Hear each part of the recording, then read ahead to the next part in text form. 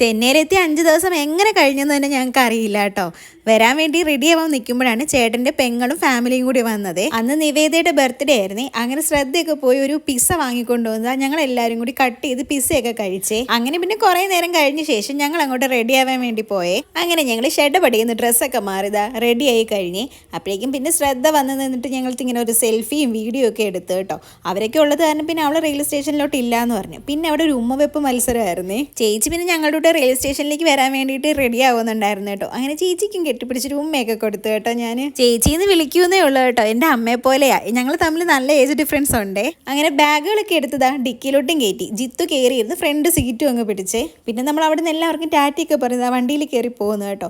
വരുന്ന വഴിക്ക് കുറച്ച് സ്വീറ്റ്സും സ്നാക്സും ഒക്കെ വാങ്ങിക്കാൻ വേണ്ടി ശ്രീകൃഷ്ണ സ്വീറ്റ്സിൽ കയറി. സെൻട്രലിൽ കുറച്ച് നേരത്തെ എത്തിയ കാരണം അവിടെ അടുത്ത് ബൺ ബട്ടർ ജാം കിട്ടുന്ന ഒരു അടിപൊളി സ്ഥലം ഉണ്ടെന്ന് പറഞ്ഞു കേട്ടോ. നമ്മൾ പോയപ്പം അത്യാവശ്യം നല്ല തിരക്കുണ്ടായിരുന്നു കേട്ടോ. അങ്ങനെ നമ്മൾ കുറച്ച് നേരം വെയിറ്റ് ചെയ്ത് ചായയും അങ്ങനെ ബന്നും ഒക്കെ വാങ്ങി കഴിച്ചേ. അങ്ങനെ നമ്മളിതാ സെൻട്രലിലെത്തി. ഇങ്ങനെ ലൈറ്റൊക്കെ ഇട്ട് നേരിട്ട് കാണാൻ നല്ല ഭംഗിയാണ്. നമ്മളങ്ങനെ പ്ലാറ്റ്ഫോമിൽ എത്തിയപ്പോഴേക്കും സിദ്ധു ഓഫീസിൽ നിന്ന് നേരെ നമ്മളെക്കാളും മുന്നേ അവിടെ എത്തിയിട്ടുണ്ടായിരുന്നേ. അങ്ങനെ ഞങ്ങൾ നടന്ന് നമ്മുടെ കോച്ചിലേക്ക് എത്തി. അങ്ങനെ ബാഗൊക്കെ കൊണ്ടുപോയി വെച്ചേ. അരമണിക്കൂറും കൂടി ഉണ്ടായിരുന്നു കേട്ടോ ട്രെയിൻ എടുക്കാൻ വേണ്ടി. അങ്ങനെ ബാഗൊക്കെ വെച്ച ശേഷം കുറേ നേരം പുറത്തൊക്കെ വന്നിരുന്ന് എല്ലാവരുമായിട്ട് സംസാരിച്ചുകൊണ്ടൊക്കെ ഇരുന്നു. അങ്ങനെ പിന്നെ ട്രെയിൻ എടുക്കാനുള്ള സിഗ്നലൊക്കെ ആയി. ഞങ്ങളങ്ങനെ ട്രെയിനുള്ളിൽ കയറിയിരുന്ന ഗ്ലാസ്സിൽ കൂടെ ഉമ്മ വെക്കും കെട്ടിപ്പിടിയും ഒക്കെ നടന്നു കേട്ടോ.